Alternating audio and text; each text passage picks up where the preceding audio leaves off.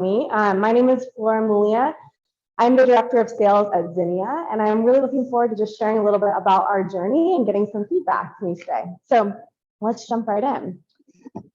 So Zinnia launched last year out of Atlanta Ventures Studio in Atlanta, focusing on corporate offsites. So coming out of the pandemic, a lot of companies moved remote or hybrid, and you probably see this a lot, Katie, really needed moments of connection. And so what we wanted to do was build a technology platform that event planning experience for companies so that they could bring their teams together in a really seamless way and take out a lot of the headaches of event planning, especially for non-event planners who tend to get tasked with planning these types of events. And so we started with that. We got really great feedback, but then this great old thing called the economic climate that we're in today hit. And a lot of companies cut their internal travel budgets. And so what we started to see was that while they weren't investing as much in these in-person moments of connection, they were investing in getting their clients out to dinner and really trying to close deals with sort of relationship building sales events. And so that looks like, a happy hour after a conference, or perhaps a private dinner back room at a restaurant where you have a moment to present, but also break bread and really connect with someone.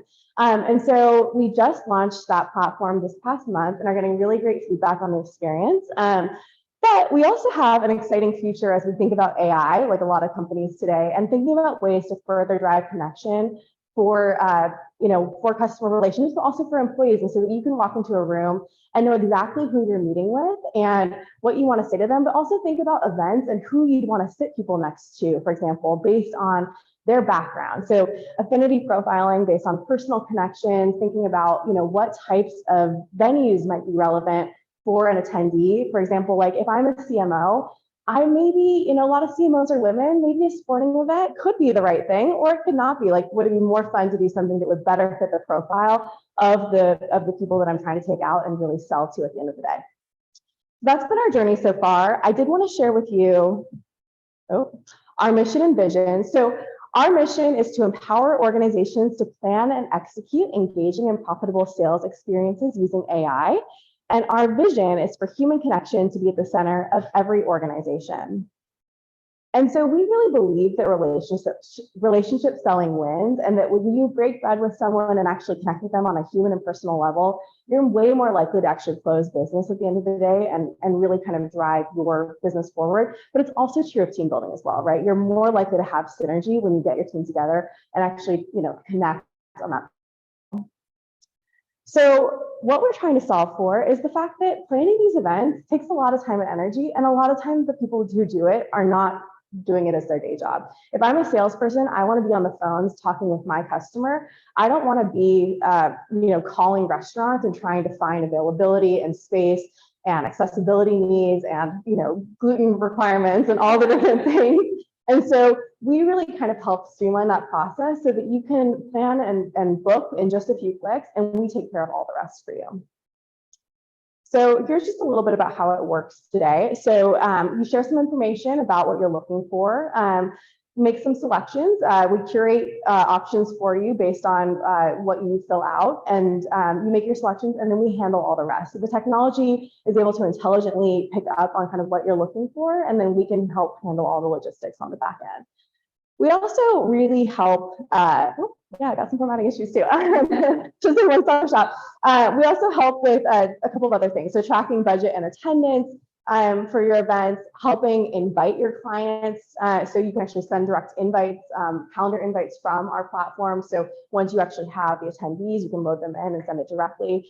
And then we also have exclusive relationships with restaurants. So if you want to book with us and you book with a preferred vendor, you could get like a free bottle of champagne or free appetizer entree or 10% off your bill. And it also, like as a salesperson walking into a restaurant, when I have that connection, it just looks really good, right? Like you walk in and you're like, oh yeah, like I got the connect. So kind of fun.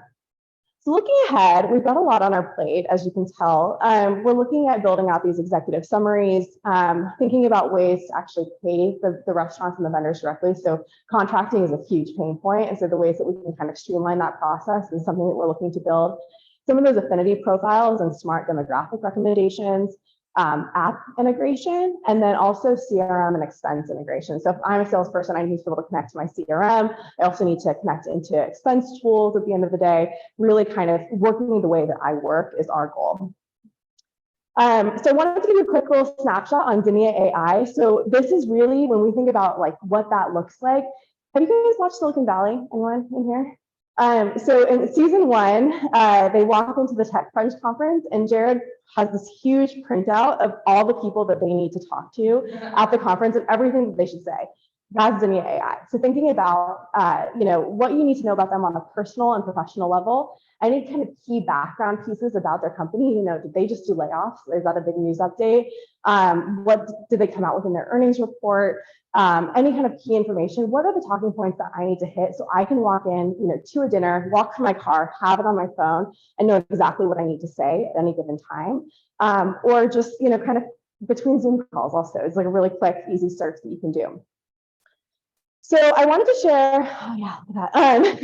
a little bit about our ideal customer profile. So we're looking at sort of mid to large size companies, either I'd say late stage private, so Series D, Series E, or public. And then with 500 plus employees, we're targeting sales and marketing folks. So field marketing is a huge opportunity, especially for teams that are undersourced. And then looking at industries from pharmaceutical, sales, technology, medical device sales, construction, commercial real estate, really anyone who's kind of reverting back to these sort of traditional methods of meeting and buying, if you will, and taking people out to dinner. So I'm going to wrap up and just, I'd love your feedback on a couple of things. One is we're growing really fast, as you can tell, and trying to build customers and really kind of get connections. So if there's anyone that you can think of that might be a good connection for us on a customer or partner level, would be greatly appreciated. Second is we got these 3 balls that we're juggling, right? It's like offsites, sales dinners, and then the future of AI. Like, how would you think about prioritizing those things? Because we've got a small team and we're trying to kind of get it all to market really fast and see what sticks, but it's a lot going on. And then the third thing is just any product ideas to drive connection. Like, if human connection's at the center, how do we do that? Thank you so much. Yeah, thank you. All right. Questions? I was wondering, as a financial planner, I have to meet a lot of people.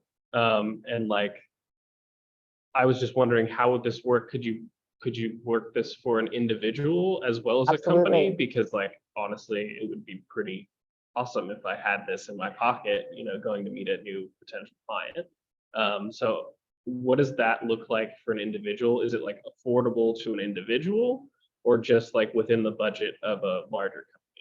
Great question. So the question for the folks on the phone is, if you're an individual trying to use this financial planner, what would that look like for you? So actually we plan this around the individual model, and our go-to-market strategy is actually kind of like bottoms up. Ideally, we can go after people like you who want to use it, and then maybe it becomes attractive to your team or broader scale at the company level. So we're kind of addressing both bottom up and top down. From pricing perspective, I didn't include that because I didn't want to pitch you guys today, but we have an individual event price. So if you want to book just an individual dinner, we charge $200 for our services to do that. Or you can do a $99 per month model subscription, and you can do unlimited events with that. So if you're taking people out a couple times a month, or even have like centralized events where you're planning, more than 10 events a year, but maybe around a few key pocket moments, we can help with that. So yeah. How much upfront you require? Let's say you're working with a company of 500 or something, and they want to hire you guys to do big dinner or a gala or something. How much of their time is invested? Yeah, the question was how much prep time is required. So it obviously depends a little bit on the scale of the event. So for what we call like a multi-day event, an offsite, kind of where we started, typically we tend to recommend at least 60 to 90 days leeway or head up, like advance notice, just because you're more likely to have venue availability. We can also negotiate better rates on your behalf. It makes everything a lot easier.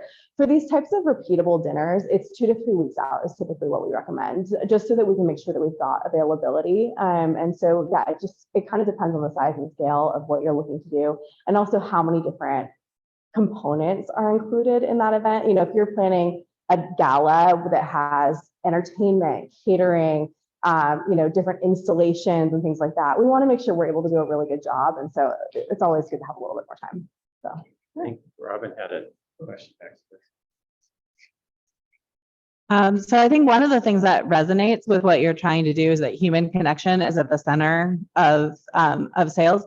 I did not get a sense for who you were at all, Okay. or who the rest of your team is. So I think it'd be really great in the presentation to know who you are and why we should care about you. that's great. Yeah, limited time. I agree with Katie on this one. I think it was trying to fit content into 6 minutes. But yeah, I think that's a great point. So I guess just a little bit of background on me. So I came from Microsoft before leaving the corporate world to start at Zinnia and sort of build a startup from the ground up. And I was in sales. I also was a chief of staff, and I planned everything from tons of these types of sales experiences to actually planning like a multi-day 200-person event where we brought, you know, people in from 10 different countries, and it was a massive headache. And so our team is really focused on driving kind of, you know, I should say, building out these types of relationships. Our CEO has a similar background, Lauren. She's this one looking crazy over there. She came from Microsoft and Salesforce before. She was in the top 1% of sales reps at Salesforce. She literally was the #3 seller there. And so when we were thinking about the things that drove this, like what makes you different when you're actually kind of closing business. Max is our star tech lead, and he's built out everything, and Hilton's our head of events. And so really we've got a small but mighty team driving this forward, and then a bunch of partners that we work with as well. So yeah, thank you. Yeah, I apologize if I didn't catch Oh, I like the concept because most of the time when you know these types of meetings happen on the periphery of organizations, you know, it's the regional sales guy who wants to have a meeting with their customers, right? So the ability of running this on a kind of like a hands-off manner, and also just put it on a credit card, you know, and then I expense it. That's awesome. Okay. Now, just you know, for your roadmap, the tech world at least is driven by partners, by channel, right?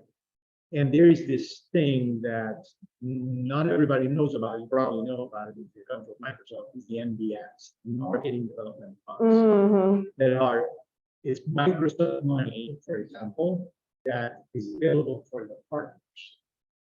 So, and the partners are the ones who are doing these things, right? So, the ability of using that, tapping into that from there, you have something that would be awesome. Yeah. Just different.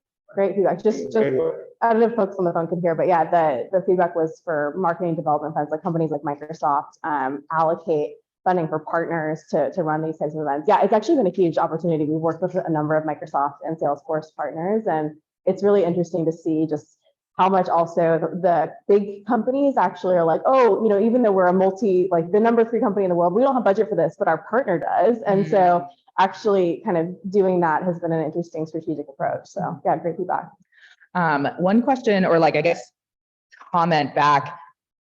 I think that what the price point that you're describing tells me is that it sounds like your clients are much more established, like have really big books of business, and already have like an expense account essentially, right? Where they can like, you know, do that. And if I were to think about like, if I was going to do a company offsite or whatever, that would have, in order for that $200 to be really like worthwhile for me, I would have to be pulling in a really good amount of money for that offsite myself, right? Plus the costs, right, of booking the offsite and all of that. So it's just something to think about that, like, I don't really know that it speaks to the individual if you're not already part of one of those larger organizations. Yeah, that's fair feedback. Yeah, so just, I think people can hear, but yeah, just that for smaller individuals that it, you know, may not be, you have to be pulling in a lot of business to make it small. So I had one more thought, but sort of question too. You mentioned AI specifically in your roadmap slide that you showed. One thing that was going through my head even as I've been trying to leverage AI, for example, Yeah. to look for news related to my field. I've literally encountered a couple times now the hallucination or Oh, what I'm saying? the hallucination or fabrication scenario that people have Fabrication. talked about. So Yeah. we're basically, I found this amazing product when I was combing through news the other day, and I was like, this sounds fascinating. Where is it? I went to look, it does not exist. So it gave me a couple of real products with details about them, and then it generated something that sounded plausible.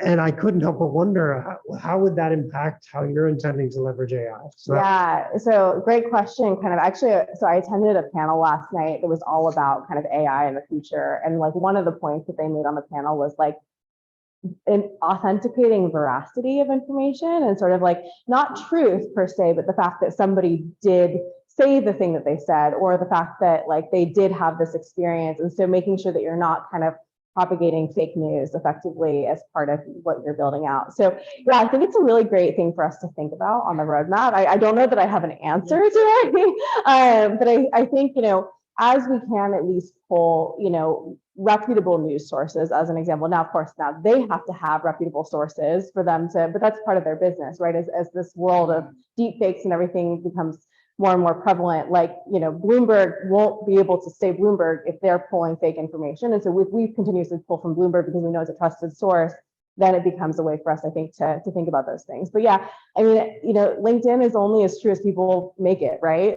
We can only pull the data that people put out there. Same with Instagram. But if we can pull people's personal preferences and what they share on Instagram, at least it's a footprint of what they're putting out into the world about themselves. And that's kind of the start of what we're looking to get to. Great. Well,